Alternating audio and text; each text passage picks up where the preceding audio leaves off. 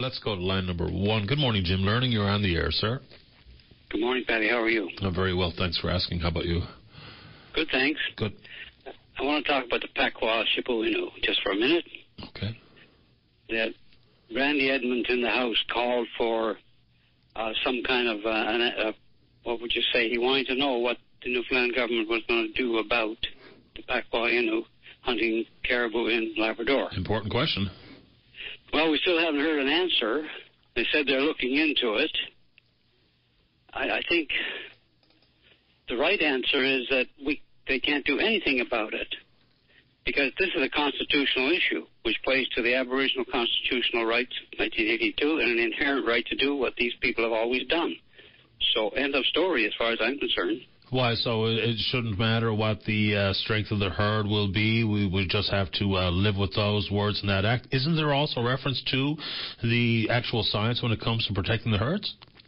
Plays to another question, doesn't it? Why is the science not done, and why are people not taking responsibility for this? Because the Newfoundland government is taking responsibility for it totally, leaving the people out, not sitting down in the circles they should be to discuss it, spread the power to the people, let the people decide what's going to happen to this, because like Hollis Yetman phoned in on CBC a few days ago and said that with the few officers they had out there could do nothing. How should that... Absolutely, they can't do anything. I mean, the fact they're just a few officers scattered across the territory, and if they're going to be in a confrontational state, then nobody is cooperating. The thing to do is to put the hands of this herd into the people, of the people, so they can deal with it on the ground. And so how does that happen? So we're asking, are you suggesting, sir, that the Innu would be in charge of how they behave when they hunt, regardless of the strength of the herd, and no one should be able to interject in any form or fashion? I'm just wondering what you propose for what's the appropriate end of the day measure. Well, I said circle. That means everybody. Innu and the other Aboriginal groups and the non-Aboriginals. Everybody in Labrador should be sitting down in the circle, because just like Mr. Levesque said, Newfoundland government is destroying the habitat, so where is it going ultimately? I mean, if you look at Muskrat Falls, that disaster is an environmental disaster for caribou, because everything is laid wide open. Wolves or whatever now have a free run, and it's just wrong-headed to think that the Newfoundland government with a few officers can deal with this. They can't. And they won't. And it'll all just go away. That's the point. Jim, do you need someone or some group with authority to bring in protective measures for the herd? Because even if you put it in the hands of the people, that would be Innu, this particular Innu group, other Innu groups, the rest of the citizens in Labrador and the region. Doesn't somebody have to be in charge? Isn't it important to have that authority rest with somebody? Because we can't just have hunt till they're all gone. There's got to be some controls. Is that not a fair comment? No, not really, because the group who would sit down to discuss this would be discussing exactly that. You don't need a titular head to deal with this. You need the people sitting in the circle. If you want a chair in the circle, put one there. Of course you would. We always do. But let it be to the people to look after this resource. Start trusting the people. If you don't, it will go away. Because I'm not convinced the Newfoundland government wants this herd around anyway, because it's an impediment to whatever they want to do. When they want to clear land, they have to consider the herd, but ultimately they don't, because they clear the bloody land anyway. So, no, give it to the people, put it in a proper forum with the right agenda itself, and let the people discuss it. Go from community to community, and then we have a caribou circle, actually, out of that deals with the northern part of the herd, George River and beyond there. I don't know how well that's working. I haven't seen much or heard much from them, but it's needed right across this territory. And, of course, like I say, the Newfoundland government is just going to do something, but the right thing to do is to give it to the people. Let the people decide, and let the people care for this herd, because the people ultimately are the ones who use it.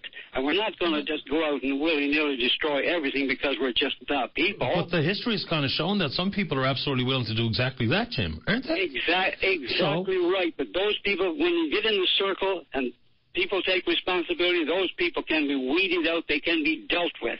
And how do you deal with them? Because that's the issue. Remember when we dealt with Quebec, a number of years ago? Remember they were trying to throw chains into the rotor of the helicopter and the whole bit. It was ridiculous what went on up there. So how do you weed out the people? Let's get in the circle and see. Oh, okay. You and I are not going to do it here discussing this. No, I'm not sure. Create the circle. Let's start the conversation to save the herds. Let's start the conversation to keep the Newfoundland government from cutting every damn tree that's out there just so they can get to their power line and get the power lines through. And look at here. We got another 7 or 8 rivers going south yet that they've got their eye on. So you can imagine what a bald-faced territory this is going to be before they finish with it if we don't stop something here, which takes me to Muskrat Falls. That's something that's got to stop, too. But what's the strength? What are the herd numbers now compared to, say, a year or two prior to the Muskrat Falls development? I mean, wasn't the herd in desperate condition with something like 100 animals or less prior to Muskrat Falls construction beginning? Since I've been back for the last 25 years, they've been telling us the Joie herd is 100, and the 2,000, that's never changed. So, and of course the red wine herd is down to about 20 animals. So right, we don't know. We don't have the helicopters. We can't go out and do it. The government has the helicopters. The government has the counters. Give us the real numbers. And the biologists will do their work if they're let do, because they're good people. They want to work. They're scientists. They want the answers. They will get the answers. But no, it's junked off each and every time by that stupid, or pardon me, by the government, who won't allow this, that, or the other thing. So come on, give us the power, and give us the responsibility, and we will run with it. I wonder, could, you say to bring the people into the circle who want to discuss the protection of and how you approach the herd, and those who can be weeded out, sure, they're not going to want to be in the circle. They don't want to hear what anyone else has to say. They want to behave as they want to behave, and that'll be it. They don't care who's telling them they can or they can't. We live in the real world. Doing nothing is as bad as is worse, don't you think? I mean, we just sit back on our hands and say, well, the people can't do it. They're crazy. We have a whole bunch of people out there who will kill. I'll promise you that if there are people out there abusing this, they will be pointed. They will be sorted and singled out. We will find a way to deal with them. Give it to the people. Yeah, I think that's where we're asking for trouble. But I understand the concept that you're putting... No, we're not asking for trouble, Patty. We're asking for responsibility. That's what we're asking But these are irresponsible people. When there's not an authoritative body with the ability to arrest them, then who's going to say, oh, don't do it? They're going to say, go to hell. I'm going to do whatever I like. No, these are not irresponsible people. You're letting the irresponsible people run the show when you say that. Give it to the responsible people. There are many, many of us. We'll soon whittle down the irresponsible people in a hurry. I'll promise you that will happen. Okay. I don't know by what mechanism. We can certainly create one if that's what you want. We have federal backup. We have provision. The authority is there. It's all written. Give us the responsibility to implement that. Give us the circle. Let us look after the animals. Let us get the Newfoundland government out of there cutting trees. Let us get the people who would decimate these herds. People want these animals to be intact. They want to pick off them for years, so they will look after them. Never mind the old colonial attitude that they have to be ruled because they can't be trusted. That's not a colonial issue. That's not a colonial issue. That's not an Aboriginal issue either. We're talking about control of people's willingness to break the law and or to hunt a herd to its death or demise. Why wouldn't that be the way? Point is, you're fixated on the law. The law is just the law. Right. So people break laws all the time. That's why they're put there, not to be broken, but they're there because they're an impediment to something. Give it the power to the people, and you will find that will turn around. We can go on like this forever, but that's not going to solve the problem. If the government never trusts the people, what we're saying is, it's done. Stop that foolishness. Let's not let that happen. Some people have proven themselves to be untrustworthy.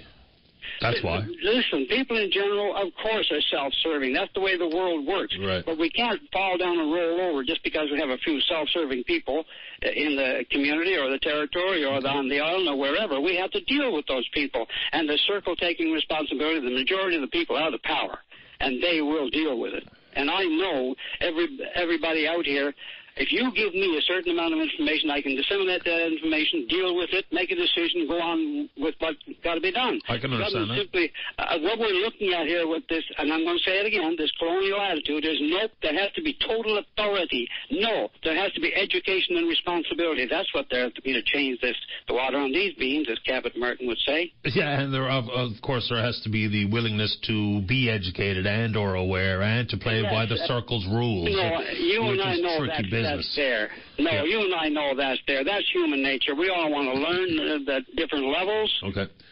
You know, okay, that's some people more willing than others, but I always appreciate your time, Mr. Learning. Stay in touch. Okay, thanks, man. Thanks, Jim. Bye-bye. Bye.